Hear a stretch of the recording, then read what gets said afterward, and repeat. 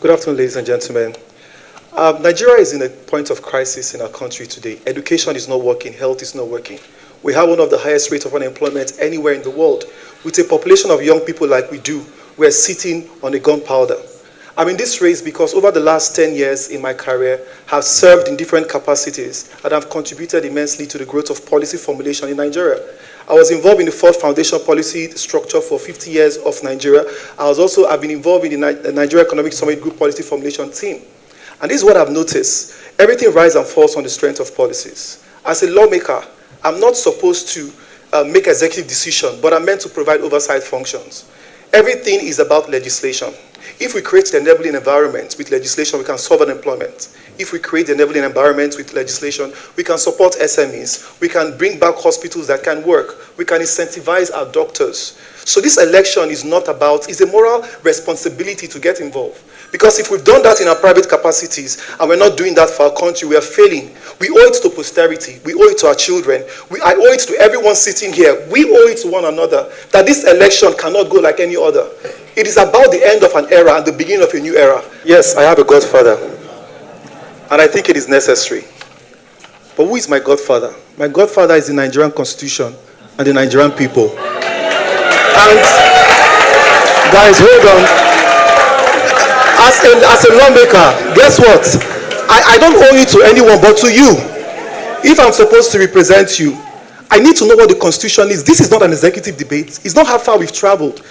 All right? And if you're telling me you have a name or you have a structure, what is the legacy tied to that name? We have a situation where people have profited from the oppression of our country. And we sit down here and tell ourselves, it's just another election. See, it's not another election. It's not another election. If you don't know the Nigerian Constitution, nobody has the right to stand there who doesn't owe it to you. You cannot, because you'll be displaced the moment they get in there. You're going there to serve an interest of a godfather. We don't need godfathers, we need mentors. People that can carry us on their shoulders. I don't want a godfather that will make me a stool and climb on my head and truncate my ideas. I want a godfather that can become a catalyst for change. And that is the Nigerian people. Let's discover our voice. I think I would want to identify the fact that people are our greatest resources. And I want to see how we can create a law that can empower SMEs. And I think that Eti-Osa, by virtue of its positioning, has a peculiar advantage of having a large number of SMEs around us. So how do we intend to do this? I'll move in motion. And I'm proposing to particularly banks and financial institutions, if we give them a tax incentive or a tax rebate, that they can dedicate at least 1% of their annual returns to funding SMEs. I call this matching capital. So take, for instance, you are a tailor or you are a hairdresser. If you have 50% of the money you need to start your business, this bill, when passed into law, will mandate the banks to give you the additional 50% or purchase the things that you need. Again, once we're able to sustain this flow, we have created capital for businesses, and then we have solved the problems of unemployment. Because at the end of the day, SMEs and businesses and private sectors is actually what drives the economy, not public. Secondly, as a representative, I will also dedicate 70% of our constituency allowance to a project we call the Impact Center. So 70% of our constituency allowance is about 10 million for records. That 10 million every month, we can train at least 500 people in soft skills. And I'm saying we're doing this all year round. At the end of 4 years, we have about 20,000 self-employed people around in Eti-Osa that can create jobs. I will mandate it as a constituency project. But yeah, I'll stop there. Don't think that you can create any bill when you don't have the empathy to connect. So empathy, that listening ability and empathy is by far superior to any other skill a legislator needs to have. Because you need to feel before you can do. 3 things where me I know say we're supposed to do. First of all, it's supposed to be part-time. Look places where we go copy the thing, carry come. UK. Those ones, then they do on part-time, they do on where? More enter US. This guy will just die, McCain, the senator. Only one man passed 1,000 bills. These guys, we sit down here, they collect they are overpaid. They know they do anything with the money. So we go cut them first. Politics not supposed to be attractive. You understand? Now work go carry go there. So if you don't say you don't want to do work, nobody you can't sit down there, they collect money where you don't feel make as a businessman. Even people who don't feel hire from our company will go hire them to go represent us. How you want to do it now? So and again, this is the thing. See, I'm not telling you this one. The point be said, you know what they there. We go even pass bill. You must do 2 weeks for your constituency, 2 weeks for Abuja.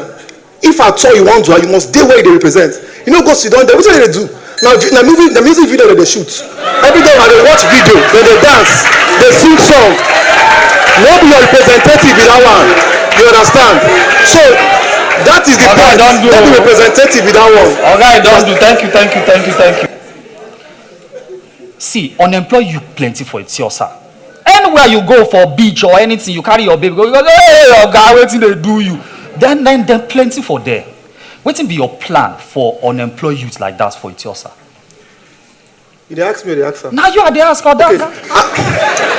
I don't talk about before. Say, see, unemployed. They know they're unemployed because they know they're employable. I don't know how to go translate that one. So if you don't get anything, you go carry make money. How you go once do them? So first of all, I don't talk here and say 70% of our constituency allowance will go create impact center, and I'm hold me accountable. You understand? And that's hold on at the land. So hold me accountable. And that's 10 million naira. Those guys, even if not plumbing, they want to more carry them put there. If you want to do tailoring, do that. As they lend that one, they give you machine. So go start your business. And they come every month, come give us report. Because nobody say we don't give you, go sell them. You understand? You must say you go get register. You understand? So you need to work with them like that because our society is broken. So how else you won't give them? We need to first of all give them skills. If you kind of go business, you want to put the business for profit now. So if you show for office, so you do anything, I won't do it. You understand? So now that will keep on the skill go there first. Once the skill there, you start. Thank you. You don't do. Good afternoon. My name is Aramide Abe. I am the founder of a startup a platform called Niger Startups. I represent about 65,000 entrepreneurs in Nigeria and a few more, thousands more in diaspora. So my question is to Mr. Adimefe with regards to what you were saying about matching capital for SMEs. Should you enter office? I'm just trying to understand how that would work if a bill is passed at the federal level. How are you going to engage a bank to change anything with regards to regulation in a local government area or a region? I'm just trying to understand if that's actually really possible. It's a nice idea because it's quite sensitive. All right, thank you, Aramide. Let me give you an example. Dangote just, he constructed a road in Apapa and qualified for a tax exemption, and that was an executive order. Now the challenge with an executive order, the moment the president is out, that benefit is out the window. Why don't we move it into a legislation? Put it in a framework so it can drive institutional change. This is what we want to do with the banks. Every bank who is willing to do that qualifies for a tax exemption. Let's even say we're giving 1%.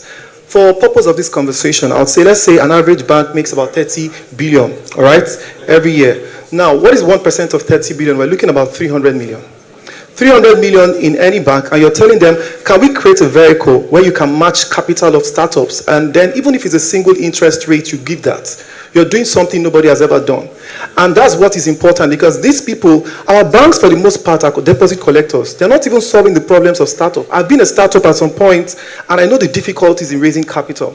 And if liquidity can kill a business, no matter how profitable your business idea is, if you don't have liquidity, you're dead on arrival. So that's what we intend to do, incentivize them with tax exemption, create a legislative framework so it's to the advantage that they sponsor because it helps them to reduce their taxes.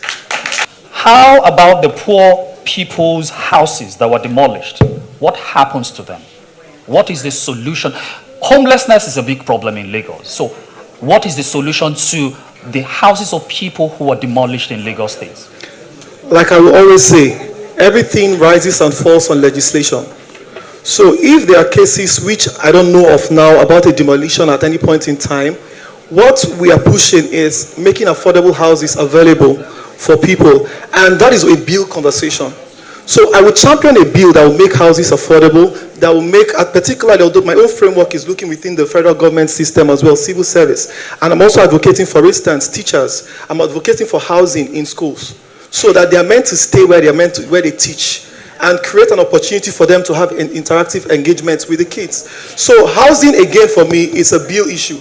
And like I said, I'll push a bill that will make it affordable for these people. And before you do anything about demolition, I think it's important for us to have a conversation on resettlement. So you don't just come and take people out because they cannot afford decent houses. They are citizens and have every right, all right, in this country. But again, it's important that you have empathy, my point. So move them to a place where they can then have affordable housing or create system. That's the social contract we have.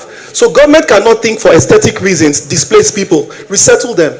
I will make it a bill that before any house is demolished, a conversation on a plan for resettlement must be on the table before the government can do that. Thank you very much, Mr. Adimefe. So first of all, I think, yes, they passed the law last week, but there are two questions I want Nigerians to keep in mind. That bill has been sitting for months, 6 months, over a year. It was only passed because they want votes. And that fact must not be lost on us. But let me state this, I'll state it categorically. We are only solving half the problem when we speak to architecture and design. There are deeper issues. Let me ask you, are there special schools for special kids? So how do we dial back? How do we dial back? How do we dial back? I'm saying that, listen to me, about 30 million kids in this country are not in school. Almost 50% of those 30 million kids that are not in education are disabled. So we are sitting through, it's not thinking because a law has passed for a design. We must commit to training teachers to train special needs kids. There is a scarcity of that. You think that they exist, but their functionality is terrible. They are not functional. These kids can't. Okay, let me ask you a question. The question for me is, how many disabled people work in your offices? If the schools are producing them, they will be your colleagues at work. If they're not your colleagues at work, you have no right to tell us that it's working. They have every right to work. They have every right to work. If they're not your colleagues, if they're reduced in a society to beggars, because we live in a society where people have hijacked the system and are oppressing us and exploiting this country, underdeveloping you at your expense, it's a shame. Thank you very much. This election we must fight. Thank you very much. Please, a round of applause. Good afternoon. My name is Benga Inka the first. I realize that, first before my question, a lot of wrong facts are being thrown at us. A lot.